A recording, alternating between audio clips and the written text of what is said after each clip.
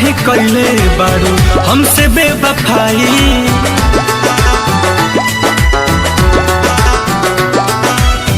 नाम तोहर लिखल रहूं काट के कलाई, तब काहे कैले बारू हमसे बेवफाई। तड़पत दिलवा बेचारा हो, याद संगे नमो मिटावे जात बहानी, काट के ब्लेड से दोबारा हो।